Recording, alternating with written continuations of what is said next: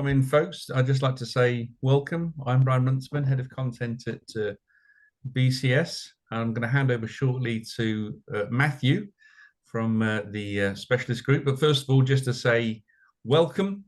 And this is a particularly important subject for BCS, and it's one that we're pleased to have done a report on. I'm going to put the report link in the chat momentarily. We've also done a larger or broader report, just reporting on the ONS's figures on disability generally. I'll put that in the chat as well. So feel free to go through. But Matthew is going to introduce the panel and then talk about the feedback on the report that we've had so far. So I'm going to hand over to Matthew. Thank you, Matthew. Yeah, thank you. So hello, welcome everyone, and thank you for joining us for this webinar. I'm really pleased to see that we've to be part of this and to have been part of this report. So thank you, Brian, for initiating it and kind of coming up with the idea, because I think it's so important to see BCS taking this forward. And really, I feel like the work around accessibility is right at the heart of BCS's mission of making IT good for society in multiple directions. So I think it's great to see. And yeah, thank you very much to the panelists for joining me, and also thank you to, I can already see other members of our committee in the attendees list. So thank you for joining and supporting us as well. And I know we actually have more offers than we had of speaking than we had spaces for. So thank you so much for all of your interest and support.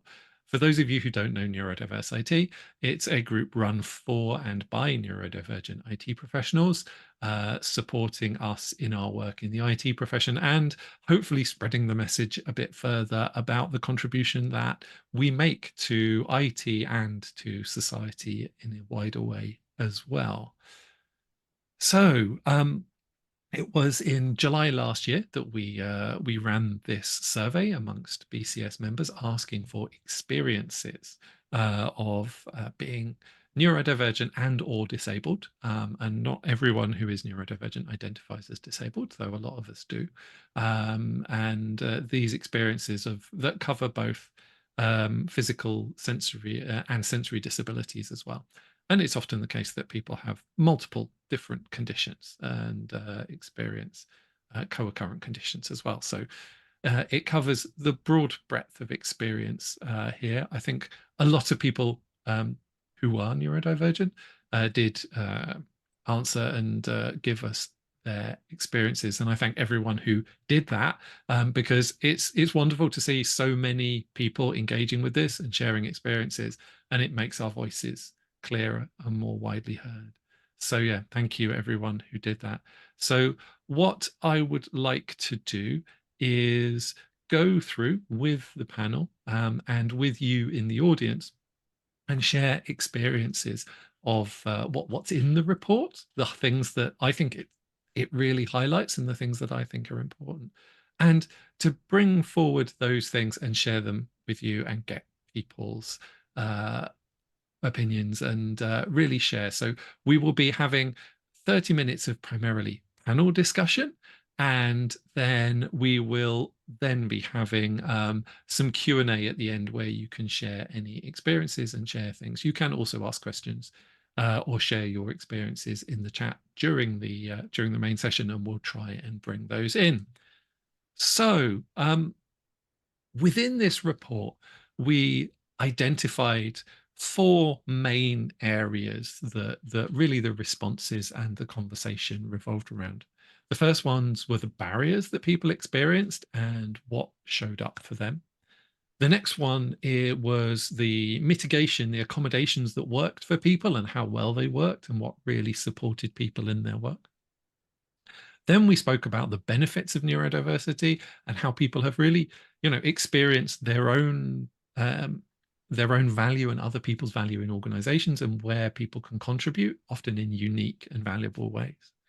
And finally, we looked at the technology and what's good and what's bad and what works and what doesn't in quite specific ways, and had a very interesting spread of things, quite a lot of things showing up on both the good and the bad lists, which I think it tells you a lot about where we are with this stuff. So first of all, what I'd really like to do is bring everyone in and talk about the barriers that people face. These are the kind of often fall into these kind of social, technical, or procedural type organizational things, as well as quite a lot of stigma and misconceptions about experiences in the workplace. I'd like to ask the panel to really share, how did you find reading about the barriers that other people had faced? How did that fit with your own experience? Yeah, how did that show up for you? Would anyone like to start us off? I would say a lot of the answers came back as being fairly typical of my own and the experiences of those that the group that I run at Sellafield have of being ADHD and more broadly neurodiverse. I was really glad to see that there were quite a lot of positive things, because I think it is really important to understand the barriers. It's absolutely vital, and I wish I'd understood my own a bit sooner. But it's also important for organizations to understand the contribution that people who think in a different way can make. And I think the balance that that you were able to bring into the report, because of the way people had answered the questions, and it particularly with the experiences, I think make it a very powerful piece. Yeah, absolutely. And I think it's worth adding to this, noting that where we're talking about barriers, we're talking about barriers that are affecting business outcomes and holding people back and causing that there are organizational consequences for this. And I think it's really important to link the value to the barriers. They're barriers to realizing value in the whole organization and to the organization doing what it wants to do. So yeah, thank you, Wendy. Yeah, I think from what I've read about it, it seemed like a lot of the barriers also came from lack of understanding and not really communicating very well about the issues that are being faced. So it feels like some of them could be quite not easily, but logically addressed with just a little bit more communication around the issues. Yeah, I think my sorry, Matthew, did you want to say go something? ahead. Yeah. I think my kind of had a bit of a two-way thing of being like, oh yeah, I wish I'd remembered to say that when I was trying to talk about things that I potentially found difficult, I potentially needed. But also had the thing of feeling like, well, okay, there are a lot of people who are also facing some of these challenges, and so it's kind of had a two-way thing of being like, I should have got that, but okay, now I've got it and I write it down. But also, you know, I'm not alone, and it's nice to be able to kind of share that and have that, yeah, see that that's what other people are facing, even though it's not nice. At least it's nice to know that you're not alone in that. I think one of the things there is it is that feeling of being on your own. I was in the organization that I'm with for 21 years before I actually, if you like, came out as being ADHD. Because up until that point, I had, whether rightly or wrongly, feared that it would limit my progress within the organization. And I know there are an awful lot of other people in the same situation, because that's the feedback that I get. And I think there's something else there for me. Is one of the things is being adult diagnosis or adult discovery for a lot of the conditions that I have. Is I for a long time just assumed that the things I was struggling with was just part of the job, was things everyone had struggled with, and that there wasn't anything that could be done about them, and that that was just kind of my problem. And so I think being able to share these difficulties and highlight them is incredibly helpful. And I think there is also a great degree of courage in sharing these and being able to, you know, that there is a risk in sharing these. So I really appreciate everyone doing so. I think it does make things easier for the rest of us as well. So yeah. Yeah, if I can chip in there, Matthew, as well. Obviously, as a non-neurodiverse person, on the panel here, but having worked with you on this report for quite a while now, I think my feedback is quite simply that I was surprised at the amount of problems that are being faced still, and I was also surprised by the amount of negative experiences. So, I think that is reflected in the report, and I think I naively assumed that everything was a lot better now, and now that we've done this research, I can see it clearly isn't. So I'm glad we're doing this. If I can chip in a little bit, I think some of that, and perhaps what could be more showcased in the report is the fact that, I mean, there's a whole list of typical things we might face, but that's very different for everyone. Like I don't have any issues about being shamed or having problems at work or any of that. It's I'm happy to assert, but there's something about the root causes to some of these things. So it's not just like listing out all these things that are sort of at the surface. It's more about where that's coming from and why, and that would really help, because it's pretty hard to understand for many people all these different things on the surface, where they come from and why, and often that's difficult for ourselves to explain as well.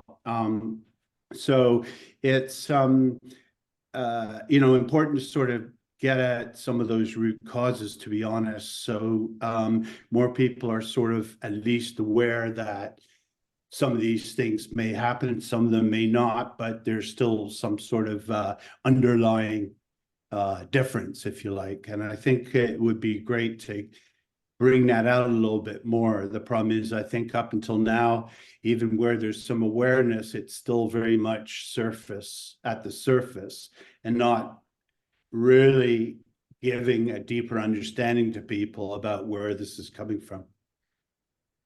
Yeah, I think that's quite true, actually, because I think there's a bit of an assumption that because things like disability and things around it are becoming more prevalent in media and more sort of normalized in that sense, people sort of assume, oh, that means it's being more supported in industry, which isn't necessarily the case. Or, like you say, when it's not necessarily addressing the root issue, there's quite often a system in place that is set up with however it was originally, and they're trying to add on a few things at the end to be more accommodating to people, which can be somewhat helpful, but is often not going to fully address the issues, because it's still trying to integrate someone with an accessibility need into that pre-existing structure, rather than making the structure itself more accessible, which tends to be not fully addressing the issues that they're facing. Absolutely. I think this idea of systemically supporting proper neurodiversity being systemically accessible is really, really important, and kind of gets to the root of this. Because what really jumped out for me in looking at all of the answers was how basically, if you look at every organization, every organization is getting some of it right and some of it wrong across different areas. And so there's a really interesting kind of pattern there around, well, okay, there aren't fundamental reasons we can't do any of this, because everyone is achieving some of it. It's just a case of kind of getting it all together. I wanted to bring in a question from the audience, from Joanna, who said, I've noticed a negative effect with the shift to hybrid working. Offices are smaller, hot desking more common, for instance, but we're not necessarily retaining our remote skills. Is this reflected in the report and the panel's experience?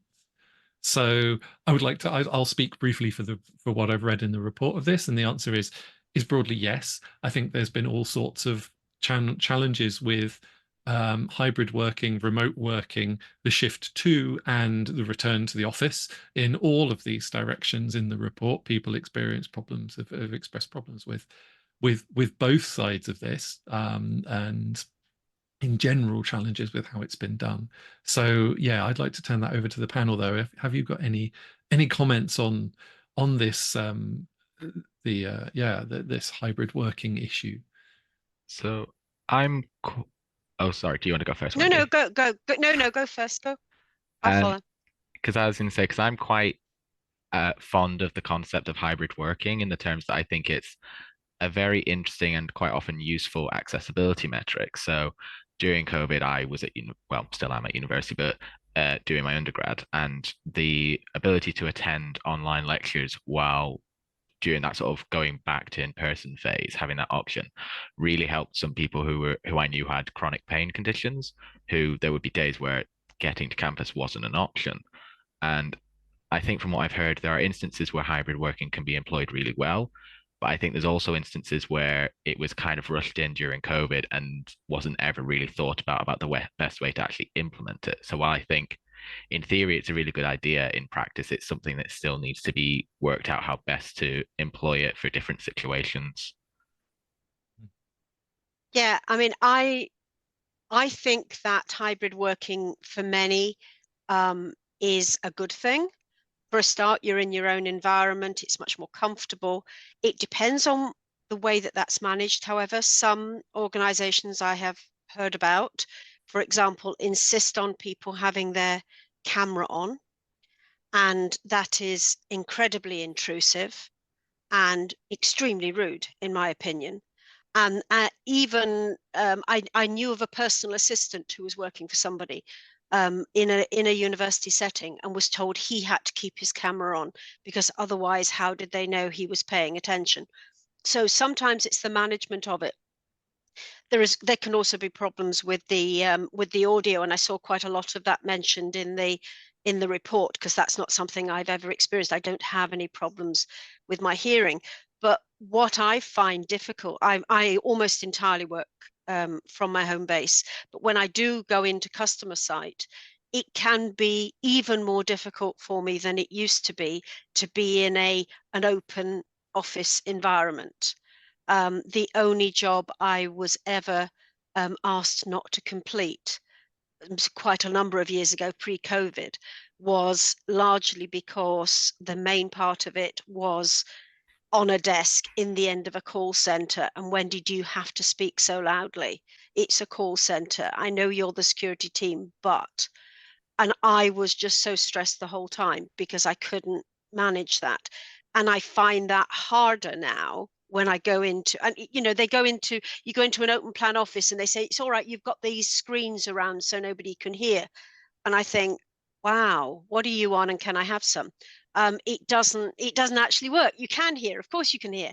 So there's the additional stress of, what am I saying? I don't know. I can't see the cues from the people around me as to whether they're listening. What can I say? How can I say it?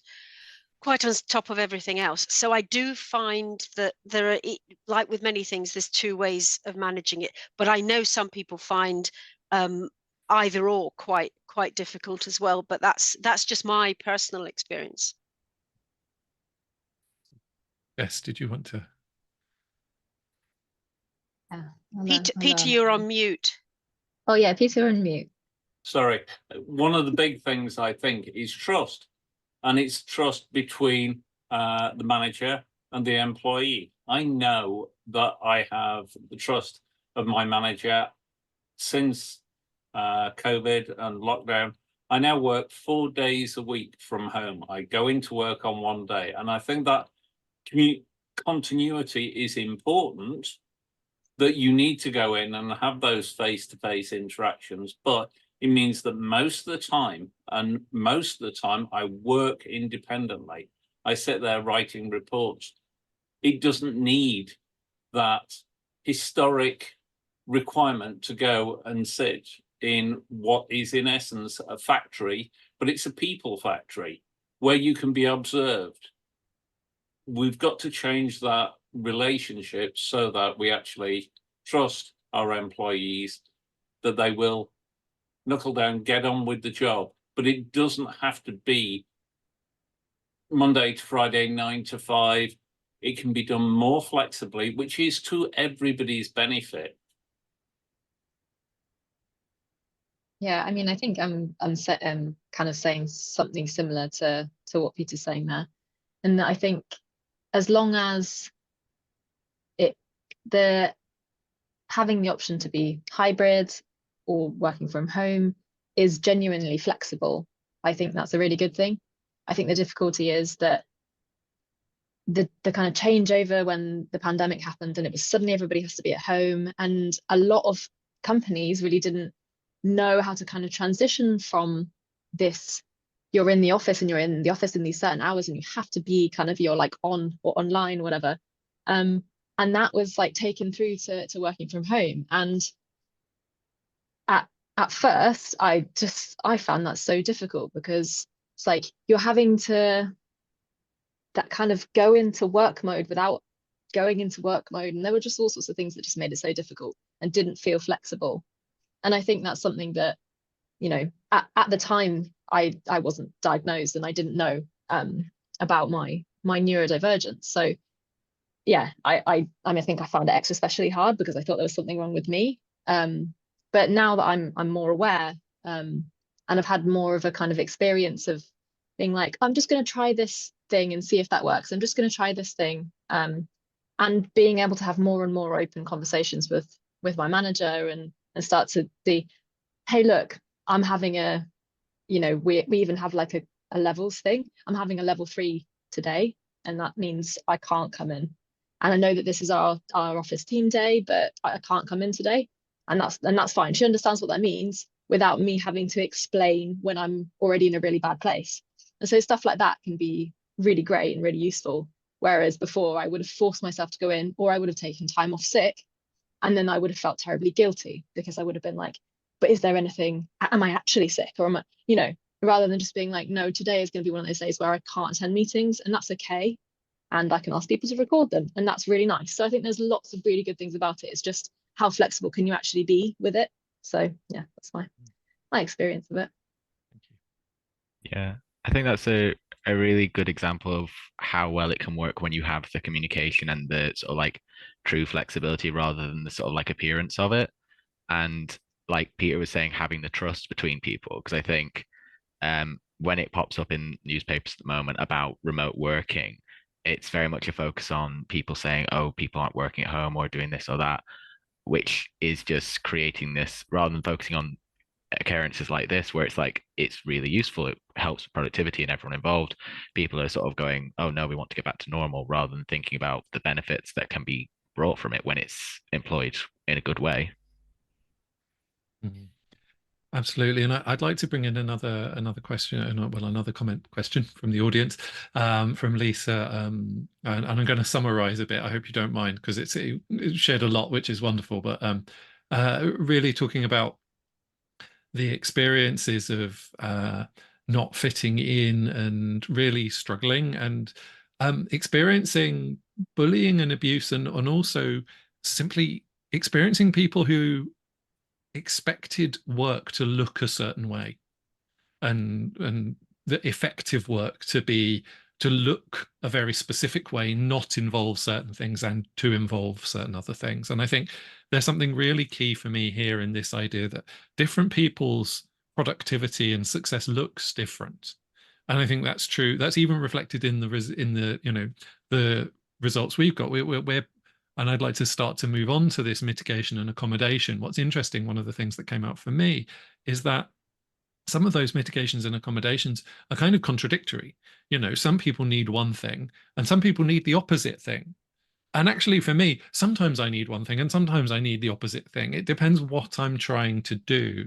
And I think this idea of really being able to focus on what we're actually trying to achieve, instead of saying, okay, success looks like this very cookie cutter, this exact kind of person doing this exact kind of thing in this exact kind of way at this exact time of day, and that all being how we achieve success is a really is really key to this message. And you know, it makes me think back to before I started working for myself, when I was running a team, is I very quickly realized I had no idea exactly what those people were doing in a detailed way. They were IT experts. They knew more about their area than I did. As a manager, if I was like looking at, like trying to look at them and know, were they doing the right thing, that there's no way I could do that. And I think we really need to, you know, in terms of structural change, there's a big challenge here to people with leadership, management, and supervisory roles to move beyond what this work looks like, the kind of bums on seats. Are they sat there just doing a thing I expect them to do? Is that, if you're using that as your main metric for someone's performance, you really need to improve your management practice. And I think that's a really important question. And that extends well beyond the particular scope of neurodiversity and disability, but I think it shows up particularly for us. Luke, have you got something you'd Yeah, I like was to just going add? to say, I think the way you're describing is quite a common thing where there's this sort of long-standing perception of productivity has a certain appearance and it's measured in sort of like activity, measured in how busy do you look. The running joke of when I was working in fast food before I went to university was, if I'm trying to avoid someone, just look like I'm being busy and they'll assume I'm doing what I'm meant to be doing, which is, by virtue of the joke, obviously not a very good metric of assessing productivity. I think there needs to be a big shift to, rather than worrying, oh, does this look productive? Does this look like they're doing stuff all day? Tracking how much time someone's doing something specific, thinking more about, shouldn't we be measuring the impact or the sort of effect of what we're doing? Because if somebody can do the same amount of work doing 9 to 5 sitting at a desk as somebody who uses a much shorter amount of time working in a more dynamic environment, the question shouldn't be, oh, how do we make the more dynamic person fit into this environment and be even more productive? It's, oh, is this a new way of helping people get the most out of their potential? Absolutely. Brian, did you have And something? Sorry. Yeah, I'm just going to say on that section in the report on mitigation, we didn't put them in order of importance necessarily, but point 7, the support and understanding one, is maybe the one that applies most in the context of this sort of conversation.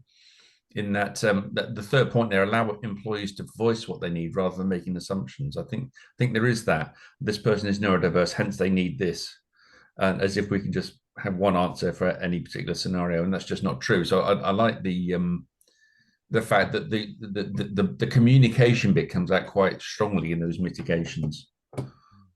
Yeah, absolutely. Thank you. Wendy. I was just going to say that when we're talking about things like working patterns, that's not just neurodiverse people. That can be people with diverse care needs, for example, or have responsibility for people. You know, I have colleagues who don't do a lot of their Teams icon goes off green in the hour or two after the kids come back from school, but they catch up later in the day, and the company I work for is very understanding of that, and they respond to flexible working. But I know not everybody does. But I think some of the things that we can think about can actually respect the whole of the workforce, not just a few who identify as neurodiverse or have some other disability. It can actually help and foster respect and trust, as others have said. I think demonstrating trust of your staff is really important. Absolutely. Jess, did you want to? Yeah, I wanted to kind of put a bit of a counterpoint actually to what Brian was saying.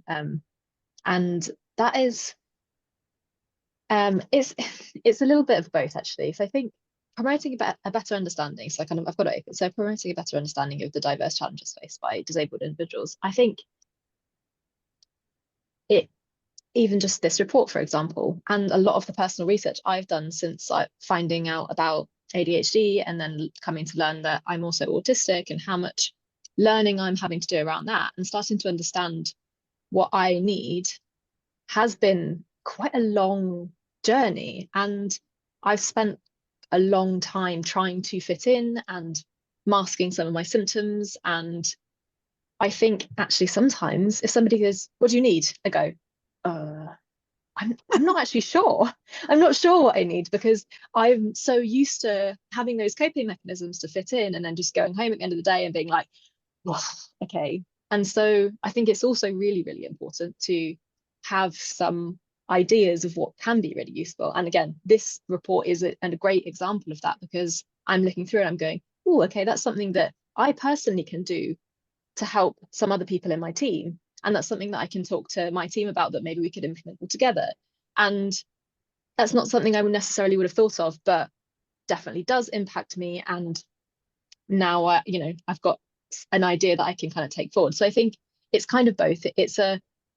Maybe it's a back and forward, and maybe it's different for everybody, but I think there's definitely a kind of learning journey, for an individual, especially somebody who's diagnosed later in life. It's like, yeah, there's kind of a lot of conversation around that. So yeah, I just kind of wanted to put that counterpoint in. Thank you, Jess. Yeah, and I'd like to bring in the comment quickly from Penny as well in the chat about what about people who don't know they're neurodivergent and maybe can't communicate their needs. I think one of the things for me is really important is this shouldn't be, okay, you're neurodivergent and you get help and so someone else doesn't. This should be about accommodating everyone's needs and the breadth of needs. One of the important things about neurodiversity as an idea is that everyone is neurodiverse. We all have different experiences based on the way that our brains work and the way that we experience the world. Some of us might be more different than others, but everyone's different and everyone will have different needs. And like Wendy mentioned, there are different life situations that might mean that we have different needs as well. And I think this move towards flexibility and to really trusting professionals to get work done in the way that they know best and supporting them in their work, rather than assuming that we can top down as an organization know exactly what that looks like and kind of constrain people in that. I think that's for me is a really important thing. Peter, what did you want to add? Yeah, I think there is a balance of the abilities of all. It's about, yes, I'm neurodiverse, I'm ADHD. I think completely outside of the box. In fact, most of the time I will probably say, where's the box? Because I don't actually see it. And that to me is the point. There are others who can do tasks far, far better than I can, that I would find unbelievably difficult to undertake. On the other hand, you give me a rabbit hole to go down that I could go and thoroughly research something to its nth degree. That is something I know I can do, and I can do it well. And it's about giving the right people the right opportunities to do the right tasks. And that, I think, needs a re-education of the idea of what it is to be a manager. And I think fundamentally that is down to, it's a manager's job to identify the skills, the abilities, the strengths and the weaknesses of all of their staff members so that they can get the best out of them. And when every individual in your team is giving of their best, that is when you get the best team. Yeah. Absolutely. Thank you. Mark, how about, did you want to add? Sorry, yeah, I was some of what I was going to say has been touched on, to be honest with you. I think the big thing is that it's very frustrating when so many people only know there's one way to do things, and when you're talking about what the workplace looks like, that's like merely an illustration of how to do things as a business or whatever. And it's not about it's not about the what, the outputs. Somebody had commented about it's about outcomes, not about how you do it, right? So there is all too much focus that it's all down to how you do things, because that's the right way to do it, irrespective of whether you actually achieve it or not, the outcomes. And that's really frustrating, because I think we can do all the outcomes. We just need to do it our way, and it's the how. And I think it's really difficult for people to get outside of their mental models to understand that. So when you're so stuck in that how and that mental model, you can't even get to the point where actually there is another path to getting the same outcome. And somehow those are some of the root causes in a way that need to be looked at, rather than all the sort of little distractions and adjustments, you know, because it's not really getting at the problem, the systemic problems again, you know. So yeah, I just and the point, like what Peter had said, is actually so much innovation could come out of different approaches to achieving the same thing. So, you know, there's a good reason to realize that different paths add up to innovation. And that's what, in general, keeps us moving ahead.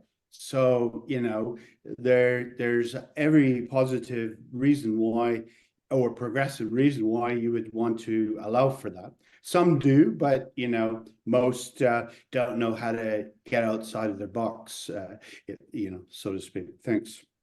Thank you. And I'd like to, as we're kind of carrying on the discussion, start to move towards really the benefits of neurodiversity, which I think was really interesting, and people identifying these range of benefits. And I think, Mark, you're already kind of taking us in that direction. But I'd just like to ask, yeah, Brian, what did you have to share? And Luke, before we do. I was just going to say, Matthew, that I'm going to withdraw my previous comment that I'm not a representative of a neurodiverse person on the panel, bearing in mind the previous comments. A really good way of looking at things. And I learned about the curb cut phenomena during the research. So yeah, that was my comment. Thank you. Yeah.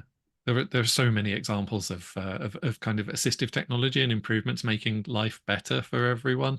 I think the canonical example that I was only introduced relatively recently to was the electric toothbrush. That was apparently originally yeah. So yeah, I think it was Mark actually that introduced me to that one. So yeah, but there are so many examples of that kind of thing happening. I think it's so important. But yes, Luke. I was just going to build a little bit on what Jess said a little bit ago, and in response to the question about being unaware of if you have an access need of any kind. And it sort of made me think about how important it is for these discussions to happen with people early in their career, and not being stuck on the conversation of you have this disability, therefore you need this. And it should be more, you have this difficulty and this is how it can be made easier. It happens a lot in academia where people will, because of the wait times on getting a diagnosis or the difficulty combating stereotypes in medical diagnostic criteria, it can be really hard for people to get that formal diagnosis. And then, because there's a lot of situations where you're not allowed to use the concessions in an assessment unless you have a formal diagnosis. So I think as an industry, and just also societally, moving more towards, at the start of the career, talking about what ways work best for individuals, so they don't have to get to that point where halfway through the career someone says, oh, by the way, what do you actually struggle with, by the way?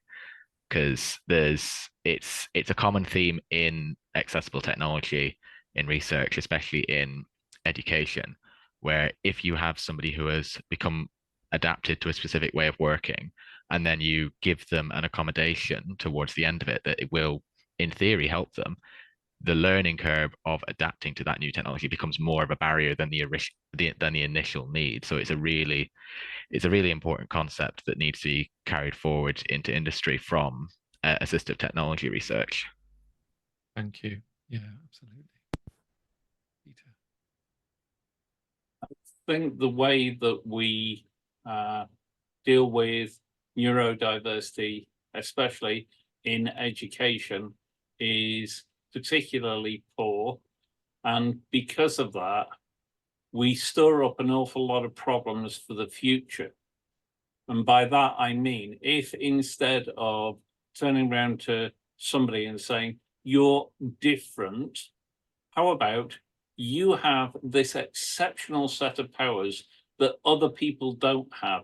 Here, let us teach you how you can make the best of those powers for everybody else. That's a completely different mindset that turns around and says what you are rather than what you're not. And as somebody who was only diagnosed when I was 36, that meant for me that I carried an awful lot of that stigma, that trauma with me. And to say that it's had a material effect on my career, certainly it has, because I have had very low levels of promotion. I don't think that that's anything specifically to do with me. I think it's in general the viewpoint that says by this stage in your career, you should have ... And that is the problem. Absolutely. I think there's such a range of challenge around this that, and I think I just want to bring in a quick question before we go on to the benefits and use that to wrap up from Jenny in the audience. Is do we share neurodivergent status as a candidate in an applicant in a job interview process? And I think it's interesting. I know various people, and it's interesting that even in our survey results, we had a big range of experiences here. Some people that effectively never share their status, and others who share it before the interview. So I think this is one of the one of the strategies I know that gets commonly employed is people consider it a very quick way of testing whether it's going to be a good organization for them at all, and filtering organizations and seeing it that way. But other people who feel it's kind of not relevant, or that they will manage it themselves. So there's that whole range of experience that I think is I've seen shared. Jess.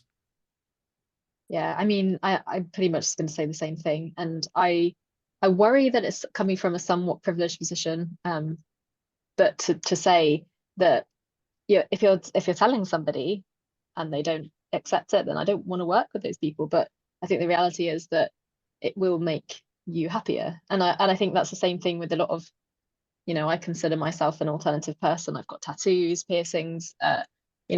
I think that if I go into an interview and people treat me differently, or they're not accepting of that, then I'm like, I don't want to work for these people. I don't want to work in this space, because they're not looking at my skills. They're just seeing something and making an assumption, or they're not seeing you as an individual. And I think, I think it's really important that they see that. But I am aware that that's potentially a privileged position to be in, because I am fairly come across as quite outgoing, and I can talk to people fairly easily, and I know that that's not always the case for people, and that's I think that's a difficulty. So just I want to put that caveat in there as well, because not everybody has that kind of same ease of speaking to people as I do, even though on the inside it's not as much, but on the outside for other people it's if that makes sense. Thank you. Wendy. I work for Arcanum. I was fortunate that when I interviewed with them, I'd known the owners for a lot of years, so they knew what I could do. And it was the first time, and I'd worked as a consultant for myself for a number of years, really since I came into cyber. It was the first time I didn't go into an interview, whether with an agent or with a company, and feel embarrassed and ashamed, because my neurodiversity means that I can't sit exams. And I also, in the same way, it's no use saying, go away and learn this, and then we'll do it in interview instead of exam, because that's easy. And you're sort of going, no, the same process of bringing the information forward is the same problem. And just universally, I have come across, oh, well, that's nice, dear, but if you really tried, or have you tried boot camps, or if you really wanted to work in cyber, you would make this effort. I didn't realize quite how bad I felt about that till I went through an interview where people respected me as a professional and as an individual. And it's an amazing thing. And I hope that everybody gets that opportunity to feel as I have, because the opposite is horrid. Luke. I think you're muted. I can't hear you. That's what happens when I'm using this instead of the book. So the question around disclosing, it's a really difficult one, because so personally I don't have that much experience applying for jobs. I worked in maths for 4 years, and then I'm a student, and now I'm a research student. So thankfully most of the things I've applied for have been academic, so it's a sort of different energy almost to the kind of thing he's doing. From just what I've heard from people I knew before uni, but also people I've known as they graduated and applying for new jobs and things like that.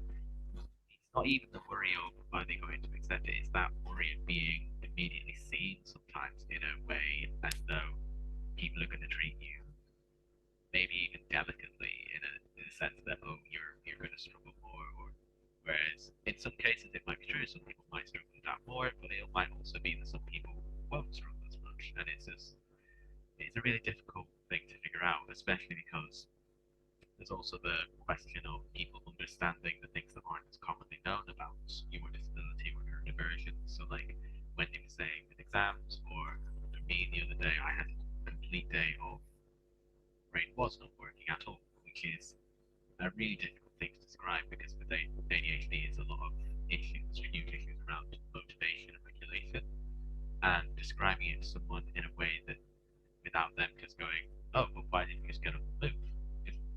Just get up. It's like, that's not how it works. And when you're applying, it's the stress of trying to get that across, but in a way that's not going to be sort of like seen as, because I know I've had a lot of experience of being told no, using it as an excuse.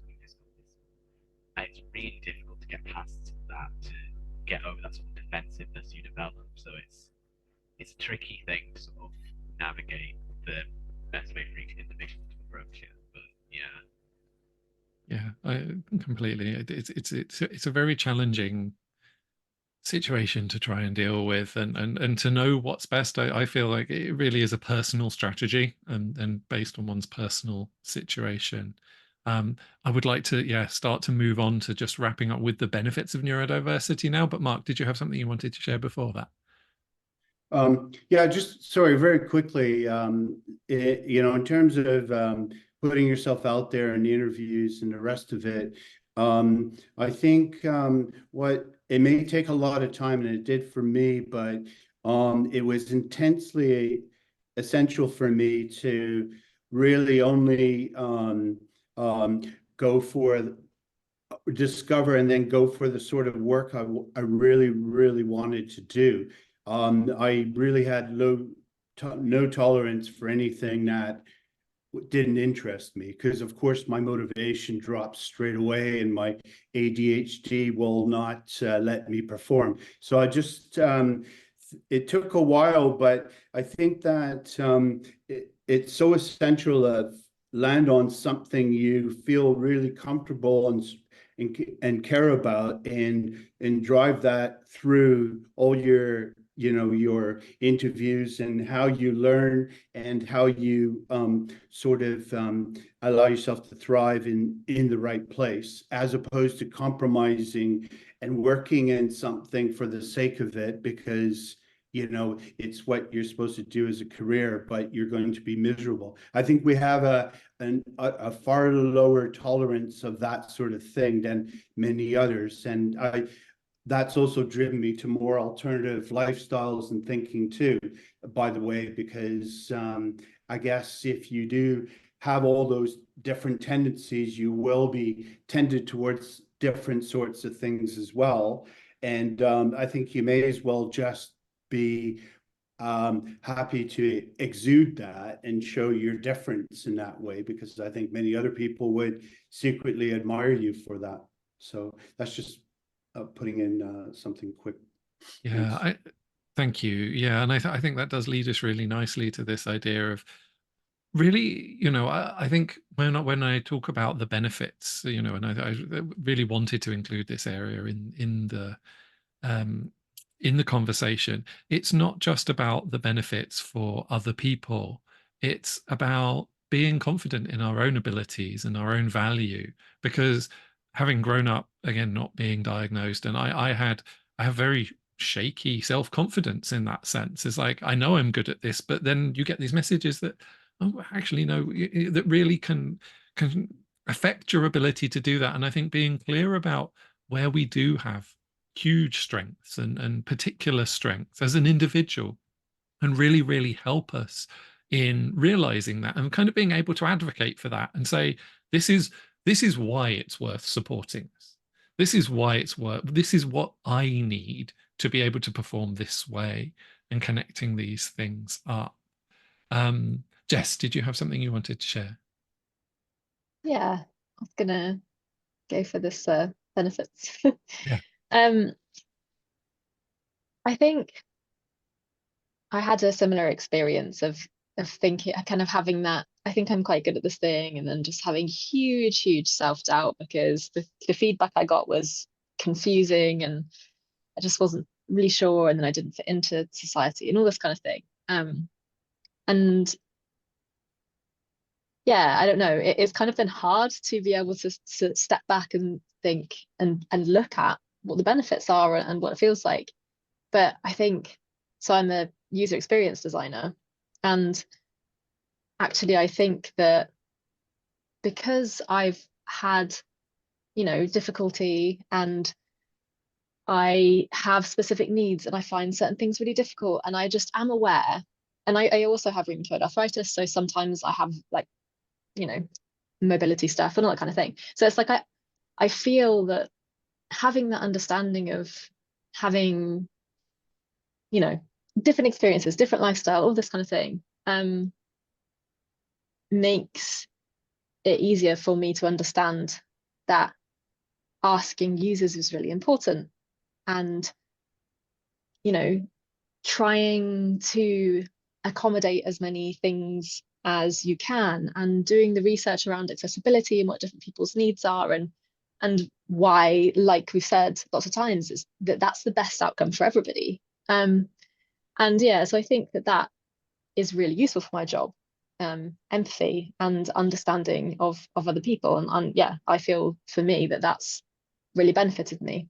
So yeah, Thank you, trying to be nice. Yeah, and I think there's a really big thing here for me. Is like, there are some skills we just learn to get by, that we've used without necessarily even realizing we're practicing, that we can become incredibly good at, and then deploy them at work in a way that few other people can actually have that experience and have that, and I think, listening to you speak, I was hearing that, the skills that you've learned just to get by in daily life, you can use to make you a better UX designer. And I think that's so true of so many experiences of this. Actually, we apply these skills that we've had to develop, or really, in ways that can make us really uniquely talented in the work that we do. Peter, how about you? I think we are the antidote to groupthink.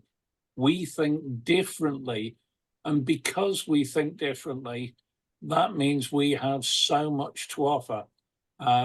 If the only way you can look at anything is the conventional way, because that's all you've ever known and that's all you've ever been taught. I mean, I was an example, a colleague of mine said, I managed to find a document that had been produced by a government department. So it was well advertised and totally hidden down at the bottom of the pile. But how did you find that? And the answer is, it was on about the 20th search. And the point is, if most people give up at the first search, then most people aren't going to find that document. We look at things differently, and that's where I think we have huge value. And we ourselves need to recognize the fact that we have value. We are important. And when I was up at Lancaster talking with some students there, that was one of the things I was so surprised to put over to them, the perspective that, hold on, you are the change makers. You are the ones who are going to make a difference in the future. And I don't think one of them had ever considered that as a valid point of view. Thank you. Yes, and I think there is a role to spread out into the wider world here, that where we need change, where we need different perspectives. If you are in a business or in an organization that feels like it needs those, then there's such a clear case for improving the neurodiversity of your organization. It should be one of the first things that you look to. So super. Thank you. Luke. Can't hear you again, I'm afraid. Nope, still can't hear you. I'll come back to you if that's okay. Wendy. Just as a quick positive, I call my ADHD brain my Tigger brain, because sometimes I will be doing something and it will fire off with another idea, which I have now learnt that I have to follow that and write it down. And that's why I write cyber stories for 4-year-olds and 8-year-olds and senior citizens, because I'd be in the middle of something and go, yeah, no, I actually know how to talk to a 4-year-old about that, which is why I write policy as well, because it's pretty much the same thing. But that's that is, you know, recognizing that, which I've only done recently, has made a big difference. And I now, because I've met along with Lisa and other people that have shown me that that is something I should embrace. And I think that's a gift that those of us who are a bit older should be spreading around and saying, you know, yeah, no, I'm not saying this is all a gift, but there are bits of you that are, as Peter said, really valuable. Super, thank you. Wendy, Luke, do you want to try again? Hello? Are you? Does it work Yes, now? we can hear you again. Yay. Yes. We switched away from the headset microphone because I don't trust it now. So I was going to say the area that I think, and it's been touched on already a bit about sort of like UX design, is a hugely important area to have people with different trains of thought thinking about. Because when I'm dealing with students who are learning like computer science, software engineering, it's so common to hear people like focusing on that. Oh yeah, this is what's HCI is boring. It's not the interesting bit, or saying, oh yeah, because focusing on getting it to work. And the amount of times that you see a slight appearance of shock on their face when they say, yeah, no, that works really well. Go and use it for 5 minutes. And then they come back and it's like, okay, maybe I do need to think about the other things. And it's just having that experience of using stuff that doesn't work well for you and having that, because it means rather than having to go and look up, which is still important, to go and look at the different experiences of people, see what does and doesn't work for others. If you have that core personal experience of going, well, I know this is bad, because sometimes it's really hard to find sources about what is good design, what is bad design.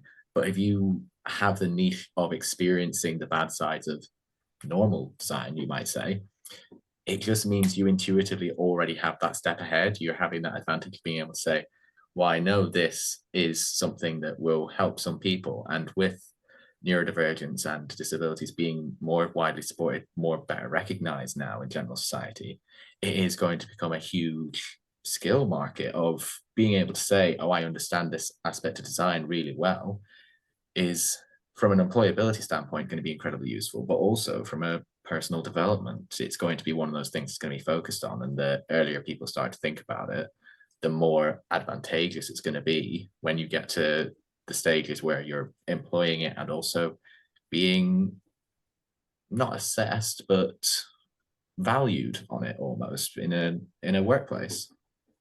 Absolutely. Thank you, Luke. I think that idea of, you know, it makes me think, I often think about neurodivergent and the unique talent that we offer as a community. But I think you raised something really important about the development of that unique talent and allowing that to be developed in its own unique way as well.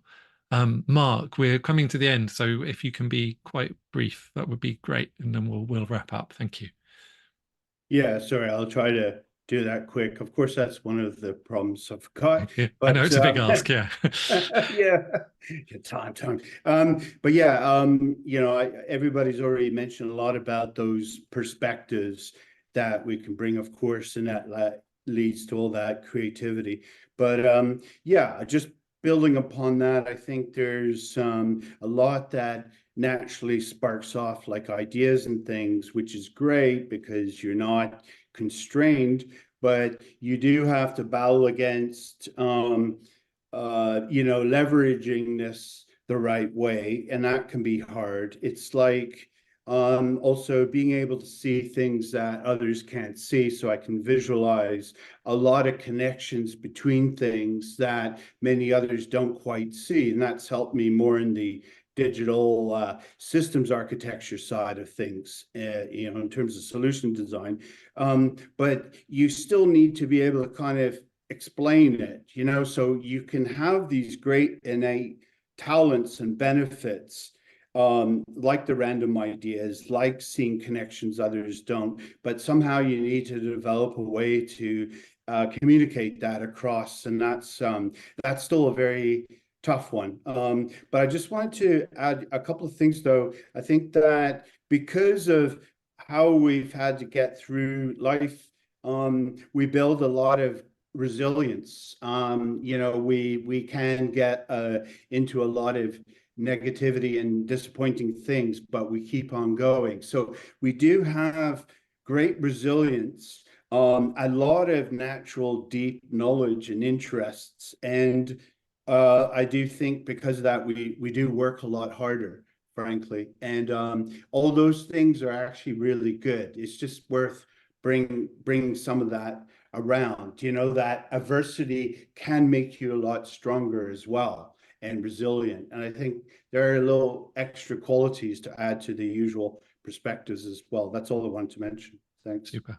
Thank you very much, Mark. And thank you everyone for your comments. Thank you to the audience for your sharing and sharing your experiences as well. I really appreciate this. And I think it's this, I'm sorry, we've quite tried to cram a lot in, and I think this is representative of just how much more of a conversation there is to have around this issue. And so we really plan to continue this with regular events and to expand this conversation. So I'm sorry if we didn't get to your question or your point, and but I'd really like reach out to like everyone. Please do get in touch with us, and we'll be running more stuff around this. And I'm really keen that this is a community effort. This isn't us talking, you know, a bunch of people talking to other, you know, telling other people how they should do it. We've really been so clear about it's everyone's experience and the shared knowledge and the shared ability. So I really, you know, Neurodiversity has always been run along those lines, and that so please do share your experience and your contribution to this. And I'm hoping that we're going to be bringing some more stuff that will make it a bit easier to do that in the way that you can. I'll share, yes, that's a good idea. I'll share a couple of links. So if you want to find out more about the Neurodiversity Specialist Group and you don't know about it, then it's here. If you want to get in touch with me personally and ask me any questions, I'm always happy to talk about issues like this. And you can do that either through LinkedIn if you prefer that, or through email, or through my email address. So you can find me at Matthew Bellringer, either matthewbellringer.com or Matthew Bellringer at LinkedIn, and do continue this conversation, and I'll kind of keep you up to date with anything. So super. Yeah, I just want to say thank you all again to the panelists, and thank you to Brian for putting this together, and hope to see you all at another event very soon. Thank you.